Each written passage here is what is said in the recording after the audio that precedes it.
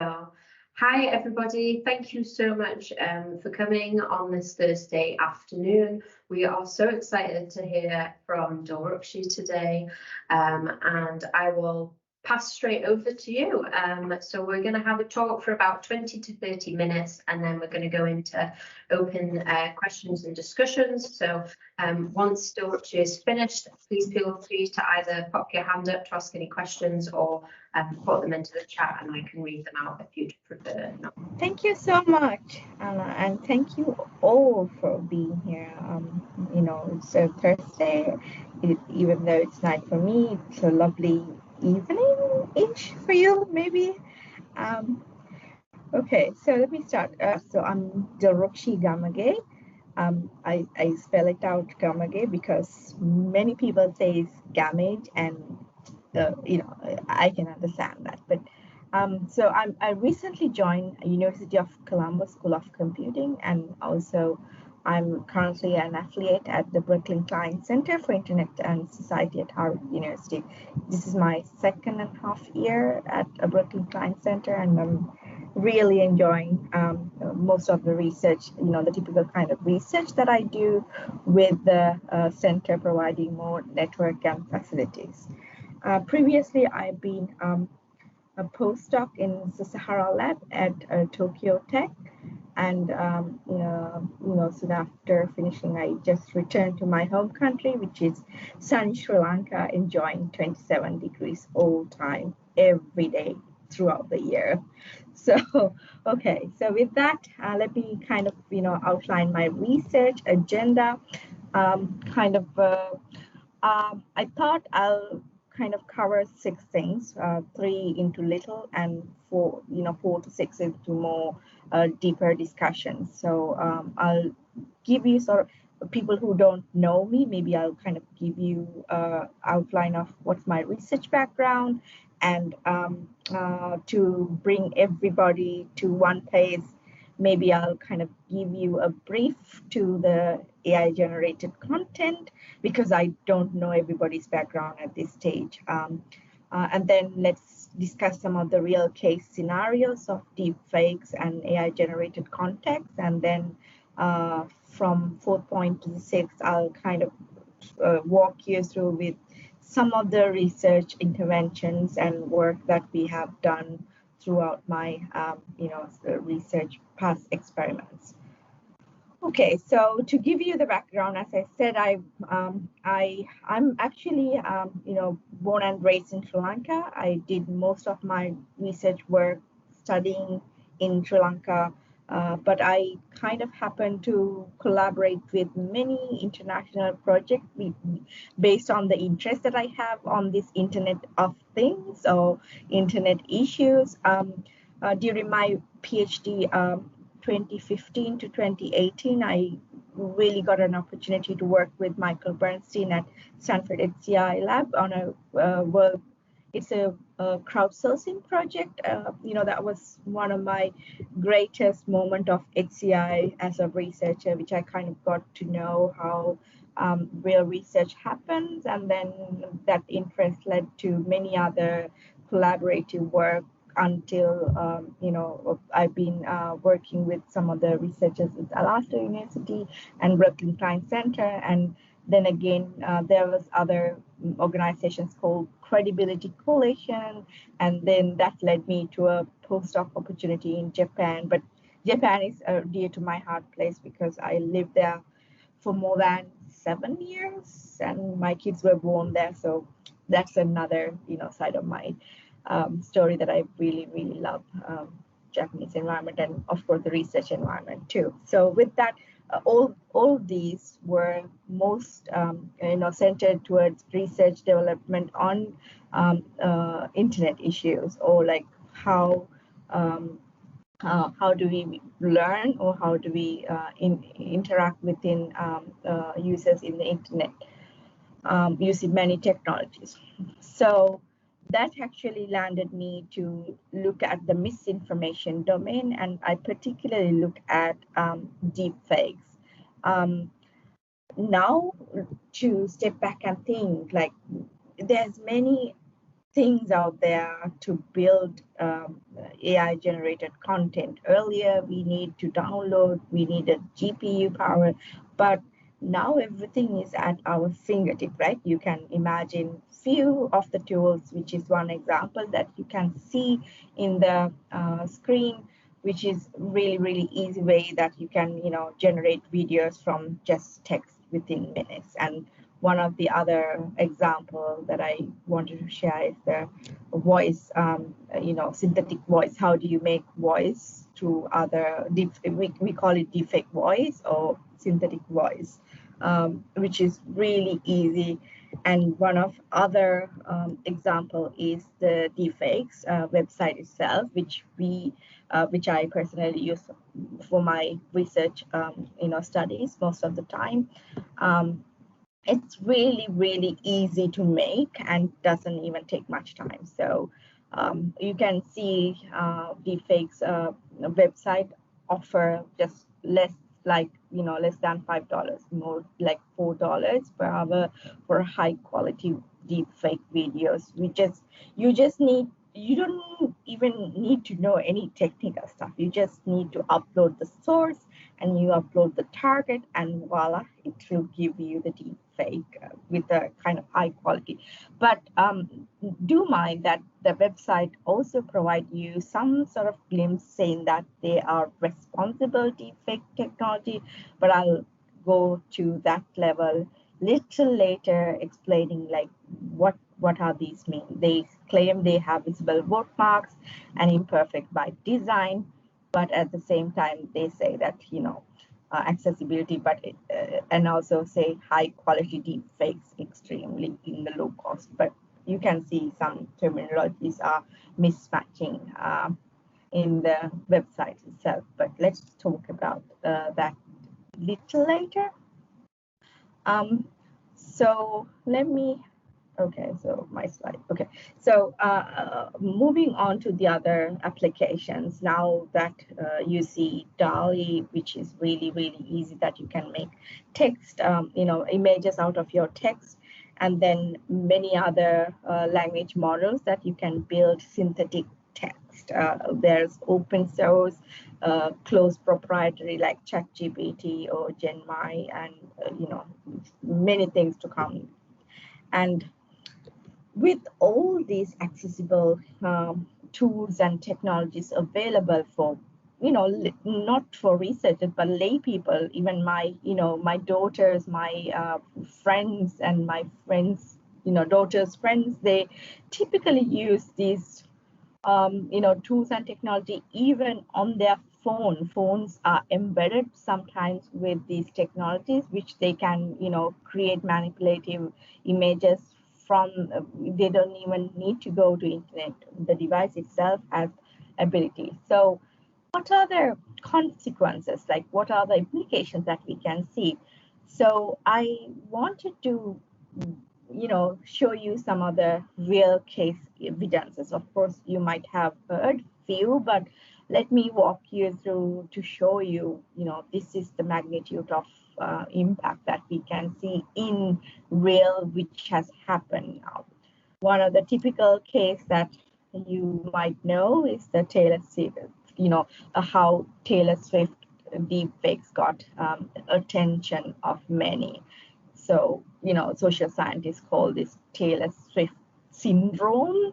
But, the fact is that until, these things happen to the big names or famous people, it's less likely that many technologies or, the world pay centered attention.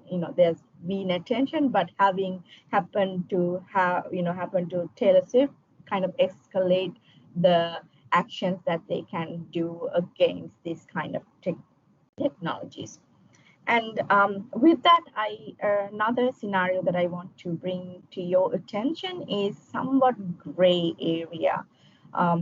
It's not like, you can say, oh, this is very harmful because of deepfakes. The typical case is this. I don't know whether if you're familiar with the famous chef from CNN travel channel, where he's Anthony Bourdain. He's one of my favorite too. He kind of show us how authentic cuisines looks like, going to country by country. But unfortunately, there has been a sad incident that he took his own life, and he's no more with us now. So based on his biography, there was a director who made a film, and then in that film, his deep fake voice appear and talk something, about some, future things, which Anthony himself has not, consented, or maybe he never spoke at the time that he was alive. And that kind of led to a new discussion saying that who owned this. Like, now Anthony is no more there, and he even did not make a written consent saying that, hey, everybody can take my deep fake voice. I've been given the consent. People, the directors or film directors, they can make maybe profit out of my documentary. That kind of gray discussions were kind of came into the picture. So you can imagine what level that it could going beyond. One of the other incidents is in last year, same period. One of the Stanford group researchers kind of found that many of the marketing uh, LinkedIn profiles have these deep fake figures. They are not real people at all. So the front end is mostly handled by them. And then when the discussion get more deeper, and then it will transfer to a real agent. These interactions were never told that these are, you as a person interacting with a deep fake person. So the kind of discussion brought is that whether without labeling and these figures are not being real, what the interactions as we as persons bringing into this technology is kind of questionable. And then one of other personal issue that I see in the Twitter is Sinan is one of the eminent professors that I usually follow on Twitter. And one day I suddenly saw his tweeting, hey, somebody has deepfaked my voice, my videos, and the person who's the person who's deepfaked his everything has, focusing on selling market shares, bitcoins, and stuff. So he immediately posted saying that there's a deepfake on of me, and I think it took several days for Twitter to get it down. By the time it was kind of spreaded a lot faster than he expected. So the latest thing which happened last month is that with the deepfakes, a financial worker paid 25 million on a company video discussion, thinking that this is because this is their chief financial officer. Apparently, one person in the chat window kind of had a real-time deepfake image, which kind of manipulate the employee to transfer this much of money, not just at once, but several times. I think it's 2 or 3 times. So, so this is the magnitude of things that we can imagine or really happen by this time. So with that, another one more controversial issue that I want to highlight is that not recently, like last year, January, this startup kind of claimed that, oh, we are providing these synthetic, bots and synthetic text, which will help the mental health people, to enhance the mental health, kind of, to reduce the suicidal. But apparently, they had to stop the experiment, and because the bot is kind of amplified the suicidal conversations rather than stopping. These are all bots. text generated, synthetically generated artificial conversations. So it brings all, the last one is, this is the first case that which brought where lay people use the deepfakes as for their benefits. Like one of the mother in the Pennsylvania used deepfakes so that the daughter couldn't get into the cheerleading, so she deepfaked other member cheerleader saying that she's into a pornography, and then to get her own daughter into the team. So this is one of the manipulative things that has happened. So with that, I also kind of highlight all these things happen in the technology. There's other things like, firing this has nothing to do with the research, but I really always try to say, while the technology is growing, the technology leaders are kind of having really questionable actions in their portfolios. For example, firing one of the key researchers of their ethical team, Timnit Gebru. I found it really concerning. So I keep saying that this has happened. And interestingly, I happened to participate in a virtual summit yesterday and day before about virtual deepfake abuse. Like this was actually shared in the Berkeley Klein Center as well, to kind of show how people are ready to take actions whenever there's the scenes like deepfake pornographic actions have happened to personally or in the legislative action. So this is kind of a really great discussion happened last 2 days, but unfortunately I don't see any where it's going as a concrete solutions. That's the sad part. So now let's discuss, now that you got sort of a background of what's happening, me as researchers or people like us, some part of us really want to see what happens inside these interactions. So for me, because I was interested in these sort of interactions, I wanted to see what sort of things people discuss about deepfakes. Like, are they taking fun of deepfakes? What, like, if I say deepfakes, how would your perception is? So to get a kind of a glimpse of what society thinks, we kind of looked in the Reddit, because Reddit conversations is the place, or Reddit is a place that niche conversations happen, and Reddit is the platform that deepfakes emerge. So we started from there, where as the birthplace of deepfakes. So we want to see how these technology savvy people take their discussions about deepfakes. And then for that, actually, this is a published paper in Kai last, I think 2 years back, 2022. So for that, what we did was we extracted deepfake conversations as a search term deepfakes from PushShift database so that we can get archived Reddit conversations. We actually got about 86,000 of conversations in deepfakes, and we wanted to see what type of conversations are leading in Reddit communities and what are the social or societal implications visible in these conversations. So just to show you how we technically did that, 86,000 comments is really hard to analyze by hand.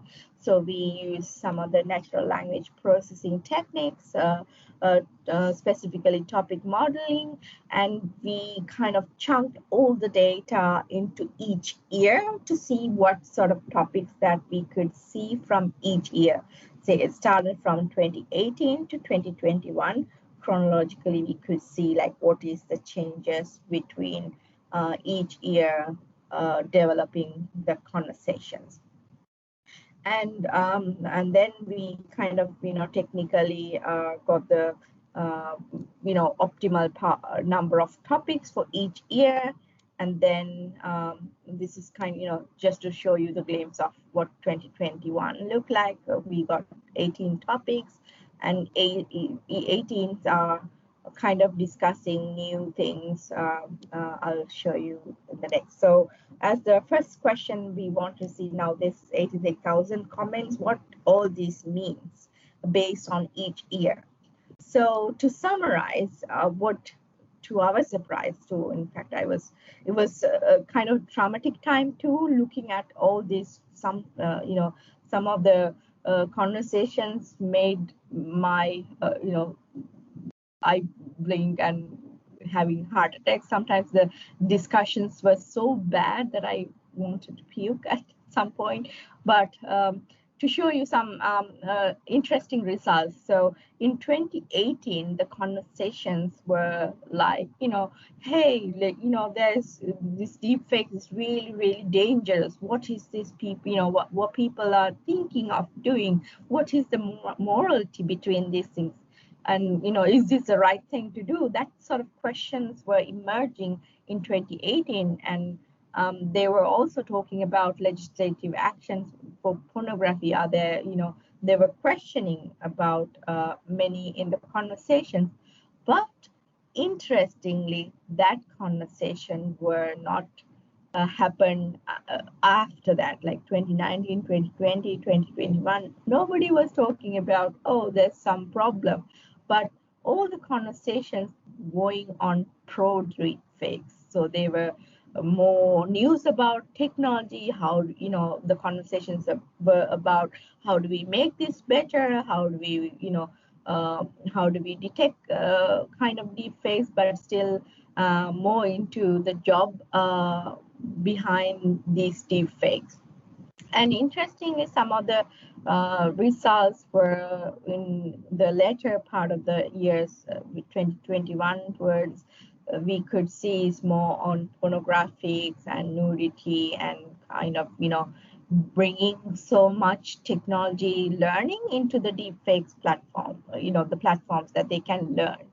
Just like it's like a incubator center that you can learn inside that community about making deepfakes, no matter what purpose is that.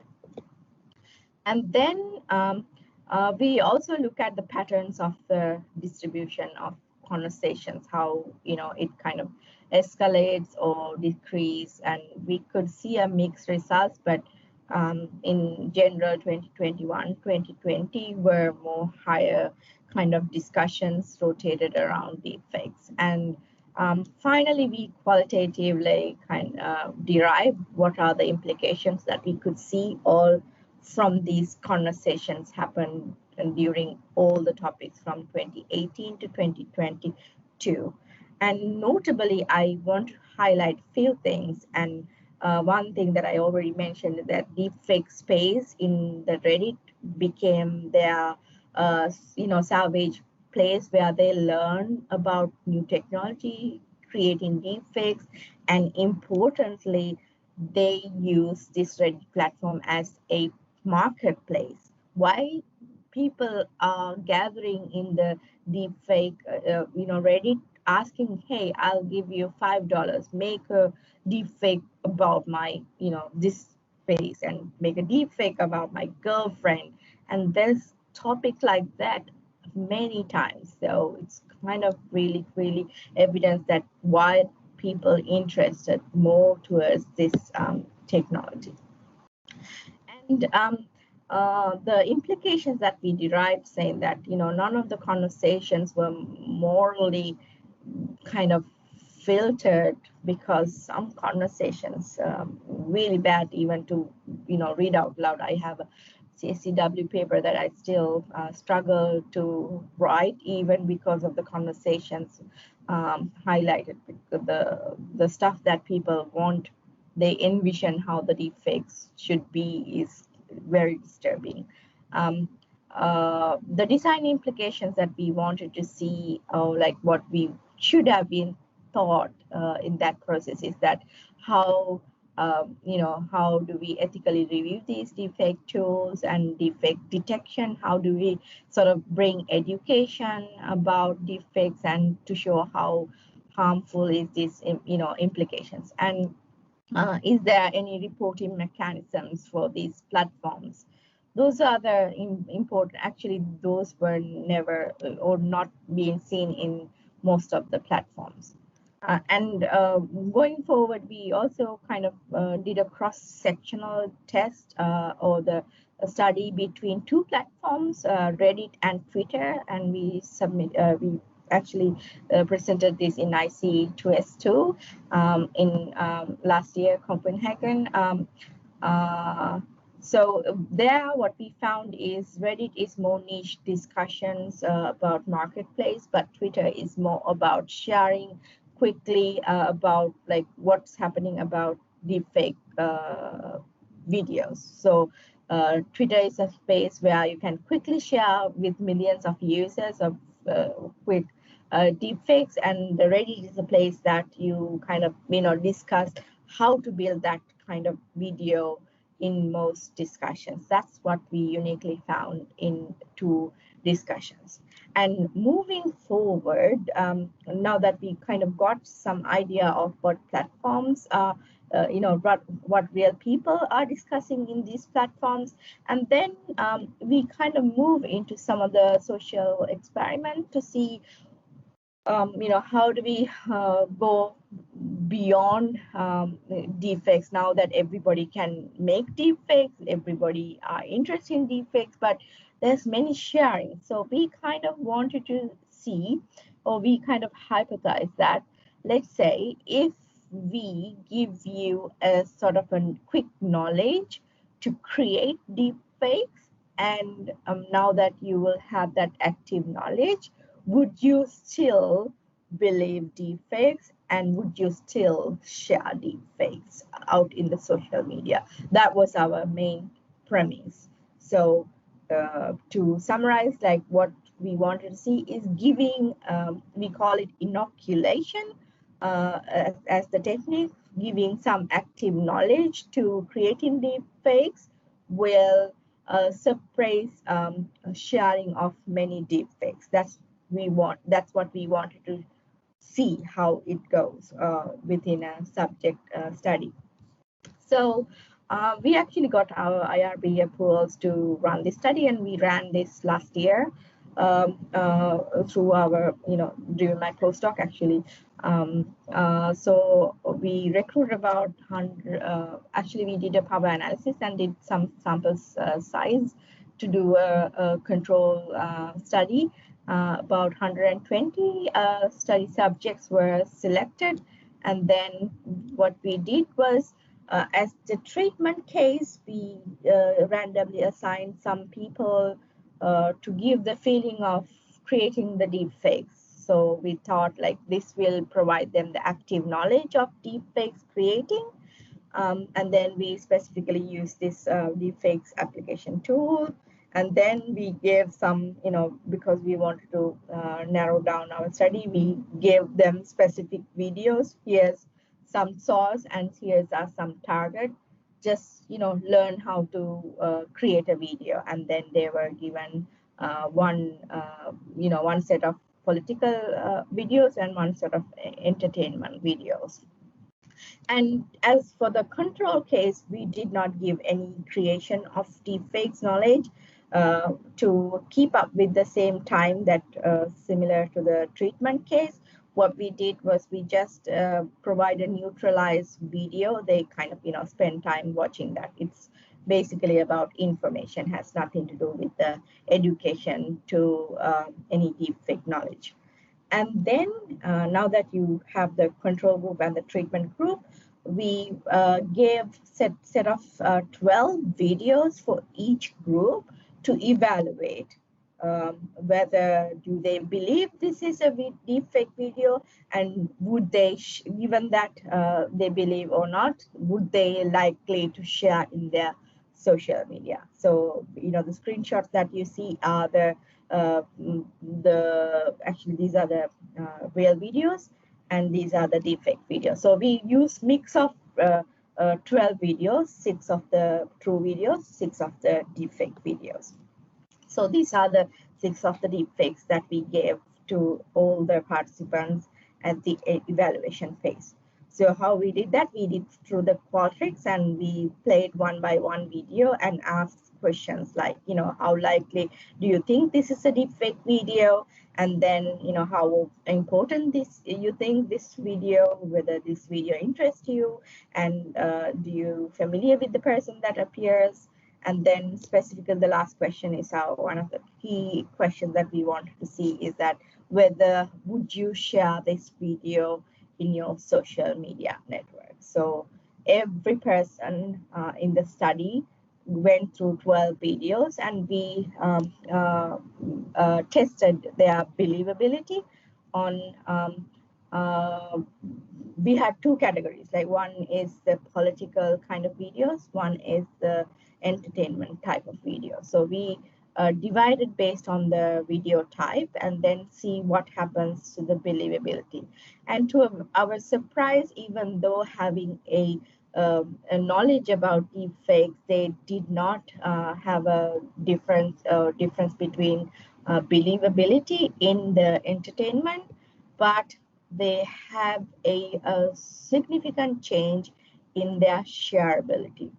To our surprise, what we got is that people who got knowledge about deepfakes tend to share more of the deepfakes in their social media than the control case.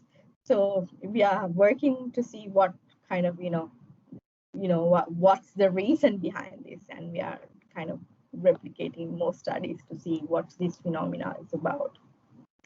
And then we also see whether do people share more deepfake videos or real videos. So at least something to, for our convince most of the real videos were shared more than the deepfake videos in the entertainment conditions. So in the political context, we see a slightly different behaviors.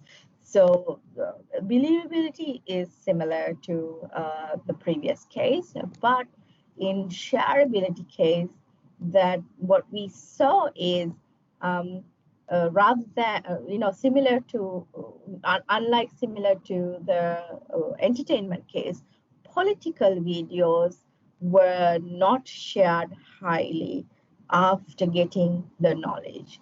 In fact, it really reduced the sharing. So you can see the effect of the sharing is reduced than in the control case, which means that people who got a certain knowledge of deepfakes in political videos, they did not want to share more in their social media networks, compared to the control case, which who did not get any knowledge. So, and also same behavior that you could see for the real videos. We didn't see much of the change that when we see whether people share more or less, but we could see a real less shareable videos in deepfake political domain. So this is kind of good, or like the implications that we can see is that for political videos, this sharing really work, knowledge work, but for entertainment is a really different phenomena.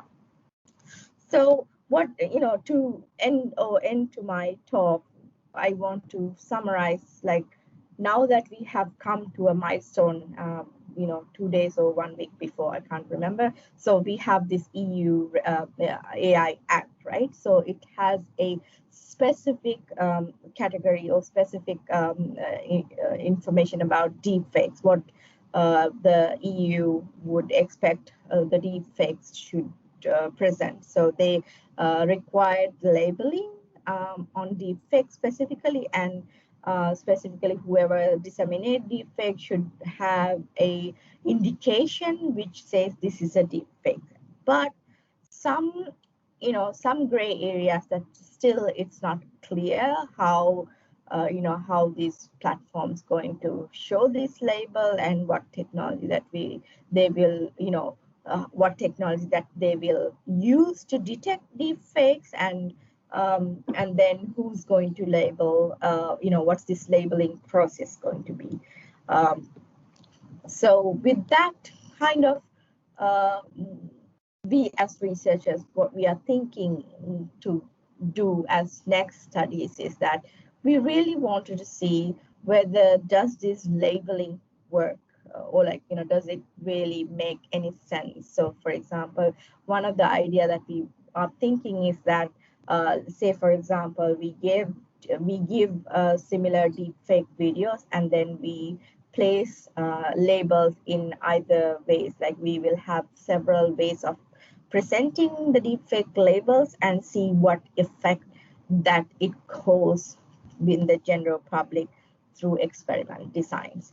And one more thing that I'm thinking, or I'm still continuing, is that not just from the large scale perspective, I'm also looking at individuals perspective on the victims of the deepfakes. The minority are the people who has been really impacted by the deepfakes. Say you could get a deepfake scam, deepfake pornography, deepfake any case. So I'm targeting few, so far interviewed about 7 people who have really impacted about these deepfakes, and kind of trying to figure out what caused them to get into these scenarios, and then what help that they could get from the technologies, and whether our technologies are enough taking care of the consequences or the impacts that might scale at some point of our coming years. So that's more about it. So yeah, I'm happy to take questions, and let's talk more. Yeah. Well, I just want to say again, thank you so much for your talk.